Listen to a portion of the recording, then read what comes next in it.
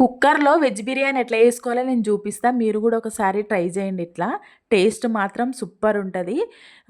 ఇంట్లో ఉండే రైస్ తోటే చేసుకోవచ్చు. బాస్మతి రైస్ ఏం అవసరం లేదు. ముందు కుక్కర్ పెట్టుకొని దాంట్లో తగినంత ఆయిల్ పోసుకొని దాంట్లోనే బిర్యానీ మసాలా మొత్తం వేసుకోవాలి. ఆకు, దాల్చిన చెక్క, లవంగాలు, సాజీర మసాలా ఇవన్నీ వేసుకొని దాంట్లో కడిగిన కరివేపాకు, కొత్తిమీర, పుదీనా కూడా వేసుకున్న తర్వాత కొంచెం అల్లం పేస్ట్ వేసుకొని పచ్చివాసన పోయేంత వరకు వేయించుకొని దాంట్లోనే మీకు నచ్చిన కూరగాయలు వేసుకోండి. నేనైతే బీన్స్, ఆలు, క్యారెట్, టమాటా, క్యాప్సికమ్ ఇట్లా ఉన్న వెజిటబుల్స్ మొత్తం వేసి కొంచెం పచ్చివాసన పోయేంత వరకు ఇట్లా ఫ్రై చేసుకోవాలి. ఫ్రై చేసుకున్న తర్వాత దీంట్లోనే కొద్దిగా నేను మిల్ మేకర్ వేసిన. అది మిల్ మేకర్ మీరు నచ్చితే వేసుకోండి, లేదంటే లేదు. ఇష్టం ఉన్నవాళ్ళు బఠానీలు కూడా వేసుకోవచ్చు. గ్రీన్ బఠానీ కానీ, వైట్ బఠానీ కానీ అవి కూడా వేసుకోవచ్చు. టేస్ట్ బాగుంటుంది.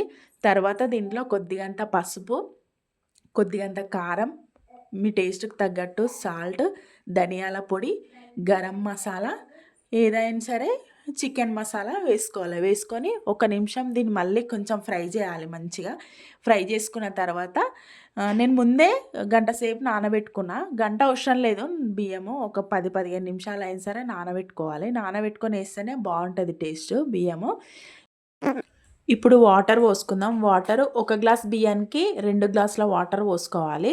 ఎందుకంటే కూరగాయలు ఉంటాయి కదా, ఇవన్నీ ఉడకాలి కదా, అందుకని సరి పోసుకోవాలి వాటరు. నేను ఒక గ్లాస్ బియ్యానికి 2 గ్లాసుల వాటర్ పోసి నానబెట్టుకున్న బియ్యాన్ని దీంట్లో వేసిన తర్వాత మళ్ళీ ఒకసారి లాస్ట్కు సాల్ట్ చూసుకోండి. టేస్ట్ చూసుకొని మీకు సాల్ట్ సరిపోలేదు అనిపిస్తే కొద్దిగంత సాల్ట్ వేసుకొని కుక్కర్ మూత పెట్టేసుకోవాలి. ఇప్పుడు 3 విజిల్ వస్తే సరిపోతుంది. ఇది 3 విజిల్ వచ్చినాక స్టవ్ ఆఫ్ చేసుకొని మొత్తం ఆవిరంతా పోయిన తర్వాతనే మూత తీయాలి, లేకపోతే కొంచెం గంజి పట్టినట్టు ఉంటుంది. ఆవిరి మొత్తం పోయిన తర్వాత మూత తీస్తే మనకు మంచిగా వస్తుంది బిర్యానీ. 3 విజిల్స్ వచ్చేసినాయి. ఇప్పుడు మూత తీసి చూపిస్తాను మీకు. ఎంత కలర్ఫుల్గా ఉంది చూడండి. అబ్బా, వేడిగా ఉంది. ఇట్లా పొడిగా వచ్చింది చూడండి, ఎంత పొడిగా వచ్చింది. మీకు అవసరం అయితే మీరు బాస్మతి రైస్ వేసుకోవచ్చు. సేమ్ ఇదే ప్రాసెస్. పిల్లలు ఇంట్లో కూర వండితే తినరు కదా, కూరగాయలన్నీ ఏరు పక్కకి పెడతారు కదా. ఒకసారి ఇట్లా ట్రై చేయండి, పిల్లలు మంచిగా తింటారు.